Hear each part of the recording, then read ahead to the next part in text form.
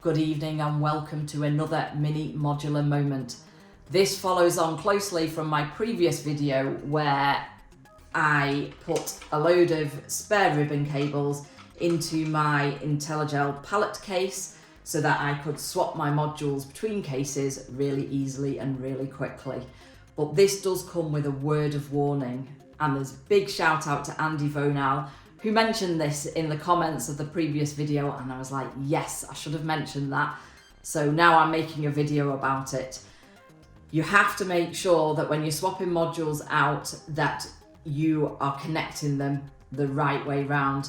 If you don't, you risk blowing up your module and ruining it. And that is an expensive mistake that you do not want to make. So basically, you need to get the red stripe of the ribbon cable in line with the red stripe indicator on the module. To give an example of this, I've got plaits, which is about to go in that case. And on the back, you can see the connection. And on the board, it gives you an indicator of where the red stripe end should go. And in this case, it's on this side. And the red stripe is the negative 12 volt end. So it also says that as well. So that's very helpful. Also on this one, you can't get it wrong because the way they've built the connector, you can't put it in the wrong way, but not all modules are like that.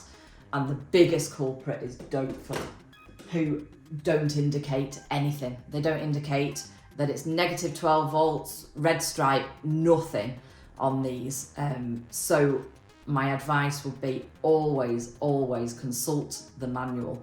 And I think there's only one manual that Dopefill do that explains where your red stripe end goes. And my understanding is, because I've done this and it does work, is that the red stripe should be at the bottom of the module as you're looking at it. But don't quote me on that. Always refer to the manual and contact the supplier if you're in any way unsure, because it's better to be safe than sorry.